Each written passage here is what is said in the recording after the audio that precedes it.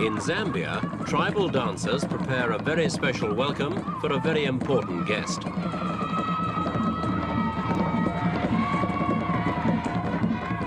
Arriving in the Zambian capital Lusaka, Nikolai Podgorny, the 74-year-old president of the Soviet Union and the most important Russian leader ever to visit Africa. He'd begun his tour in neighboring Tanzania, and awaiting him here for more talks was Zambia's president, Kenneth Kaunda. The reception ceremonies, the most elaborate and impressive Lusaka had ever seen, showed the importance Zambia attached to this particular visit. For as one of the so-called front-line states opposing Rhodesia, Zambia was looking to Russia for continuing help in the black nationalist campaign against Salisbury.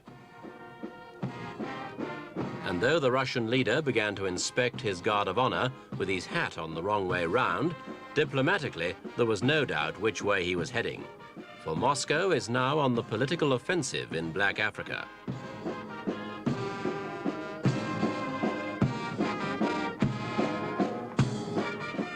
When Mr. Podgorny's tour was planned last year, it was seen as little more than a flag-waving exercise.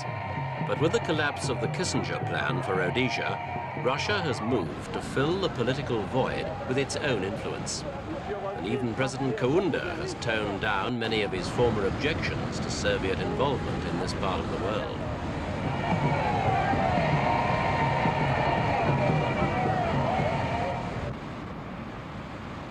Highlight of the four-day visit, a trip to Victoria Falls, discovered by David Livingstone over 100 years ago. He named it after Queen Victoria, and so encouraged the colonization of large areas of southern Africa. Here, the Zambezi River forms the frontier between Zambia and Rhodesia, and Mr. Podgorny spent several minutes gazing through binoculars into Rhodesian territory. He described the frontier as one separating freedom and slavery in today's Africa, and challenged those Western powers that talk about human rights to go and see what was happening south of the Zambezi, where he claimed the violation of human rights was the rule of law. These are the principles we will continue. We will continue to cooperate with the Soviet Union and any nation in the world without regard to ideology or social system, so long as that system does not offend against human justice. We believe in non-interference in internal affairs of other independent nations. Мы верим в невмешательство во внутренние дела других независимых государств. We are firmly committed to the principles of non-alignment as an instrument of peace and development. In his reply, President Podgorny attacked Western critics who claimed Soviet support for the guerrillas undermined East-West détente. The idea of a communist threat to Africa, he said, was mere ballyhoo, and he repeated earlier statements that Moscow was not seeking military bases as a price for aiding African nationalists. So the Zambian part of the tour ended with apparent satisfaction for both parties, and with President Kaunda toasting his guest as a reliable ally of the liberation movements. The friendly relations and cooperation between Zambia and the Soviet Union, and indeed to the world revolution. Be upstanding comrades.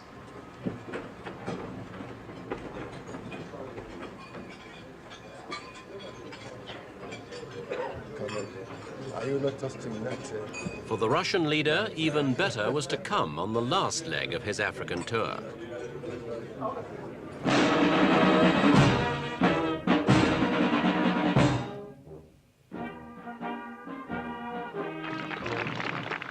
From Zambia to Mozambique, and an even bigger welcome. When Mr. Podgorny arrived in Maputo, Mozambique President Samora Machel went to almost overwhelming lengths to honor his guest. Except for the heat, Mr. Podgorny could not have felt more at home, especially since President Machel's Frelimo party had only a few weeks earlier officially adopted Marxism-Leninism as the state's political philosophy. It was a public holiday, and thousands turned out to welcome the Russian leader.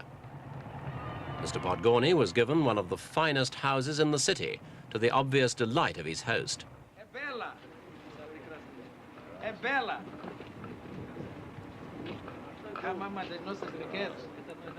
The Soviets said the purpose of their visit was to hold talks on general subjects like disarmament, peace and cultural matters.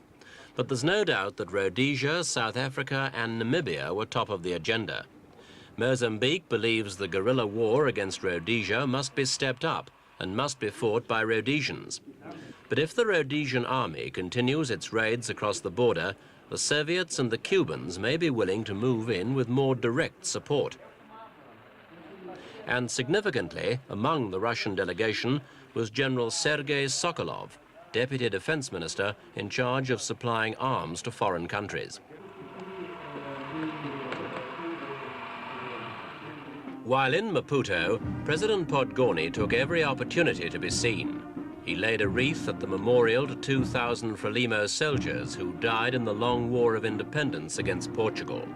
It was Moscow's consistent support for the nationalists in that struggle that places the Soviet Union in such high esteem in Mozambique today.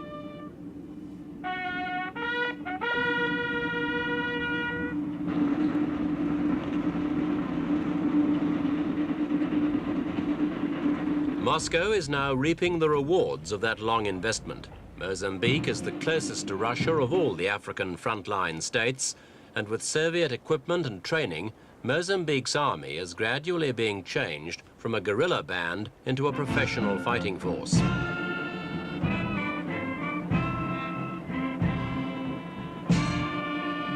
It was not all formality. Both presidents were also seen mingling among the people in Maputo's streets, their hands clasped in a deliberate display of friendliness.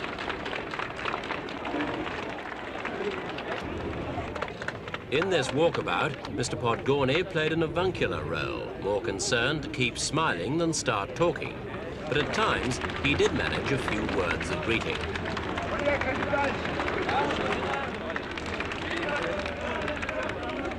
And the crowd, including many soldiers, responded with shouts for Russian-Mozambique friendship.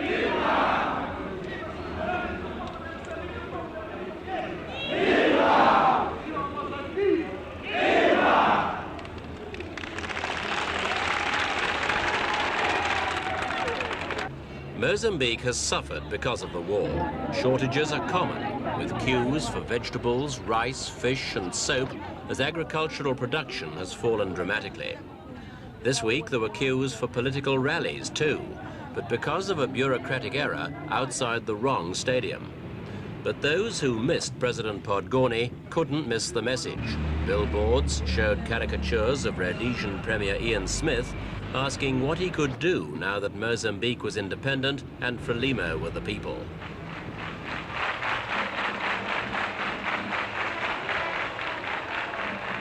The real rally took place outside the City Hall, and despite the confusion over the venue, a crowd of 10,000 turned out to cheer the country's champion, now showing some signs of strain on account of the heat and the 2 flights of steps he'd walked up to get to the balcony. The speeches went on for 2.5 hours. Mr. Podgorny called on the people of Rhodesia, South Africa and Namibia to rise up and join what he called the anti-imperialist and anti-racist forces. Then followed the ritual chants of "Long live Soviet-Mozambique friendship."